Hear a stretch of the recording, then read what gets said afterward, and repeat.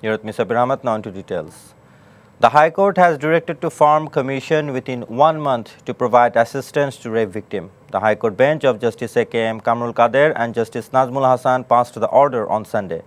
Another bench of High Court directed the authorities concerned to form a specialized committee to provide anti-rape device to women with an aim to prevent sexual abuse. The High Court bench of Justice M. Enayatur Rahim and Justice Muhammad Mustafizur Rahman came up with the order and the rule on Sunday, and Commission has been asked to submit a progress report to the court within next 60 days.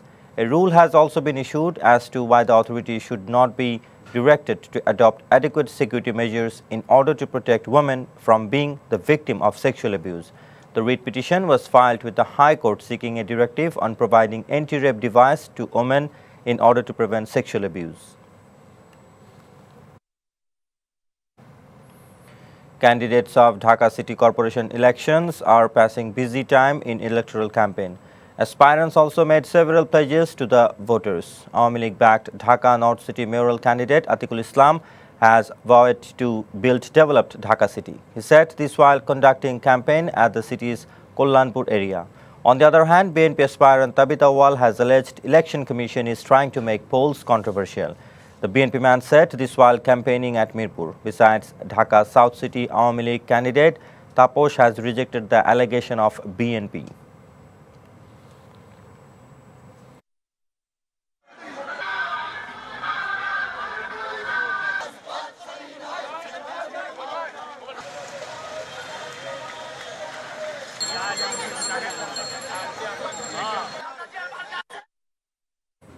The participation of BNP in the Dhaka City polls is just an eyewash. The party is now criticizing the EVM to make the polls controversial. This was stated by Awami League General Secretary Obaidul Kader at Secretariat on Sunday.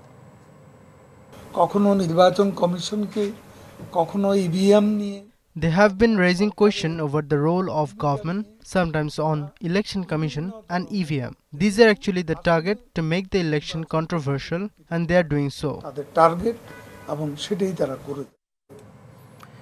BNP Secretary General Mirza Fakhrul Islam Alamgir has alleged there is a chance to manipulate voting result in EVM. He said this after paying tribute to the grave of Ziaur Rahman in the capital on Sunday. The old system, which is put seal on ballot, till now it is the suitable way to cast ballot. An appropriate result will come if vote not rigged. But EVM, there is sufficient way and chance to manipulate the result.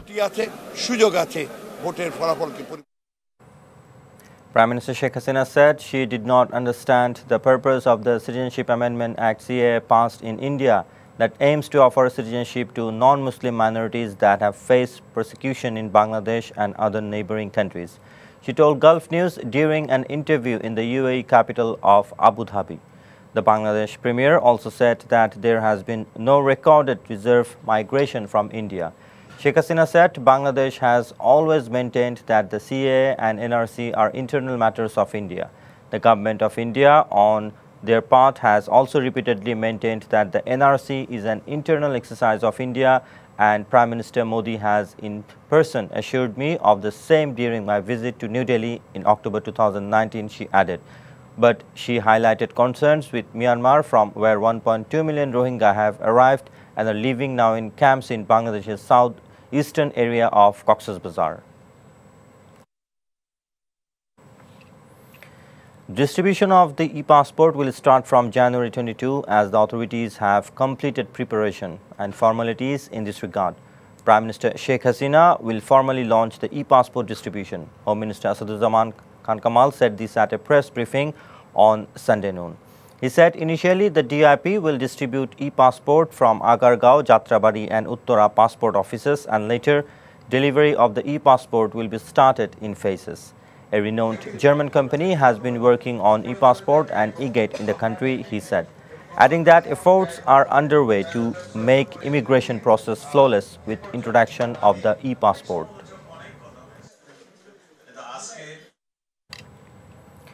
The second and last phase of 3-day Bishwa Ijtema ended with Akhiri Monajat on the Turak banks today, seeking divine blessings for all. Maulana Muhammad Jamshed, an Indian preacher, conducted the 17-minute Munajat that started from 11:49 am. Earlier in the morning, Maulana Iqbal Hafiz and Maulana Wasiful Islam delivered a sermon on the importance of Islam based on the Holy Quran and Hadith. Thousands of devotees of all ages gathered at the Ijtema ground on the Turak banks and on the roads adjacent to the Ijtema venue during the Munajat. Many people joined the prayers even from rooftops of vehicles and buildings and nearby houses and roads. More than 1,000 devotees from about 35 countries including Saudi Arabia, USA, UK, Turkey and India participated in this year's congregation. A man allegedly killed himself after stabbing 4 people including his wife and mother-in-law to death over a family feud in Borolekha Upazila of Maulavi Bazar. The incident took place near Pallatol Tea Garden during the wee hours. The deceased identified as Nirmal and his wife Dolly, his mother-in-law Lokhi and neighbor Boshanto. Pallatol Tea Garden officials said that the man stabbed his wife first. When his mother-in-law and 2 neighbors tried to save her, the person attacked them with sharp weapon, leaving them dead on the spot. Later, the alleged murderer killed himself.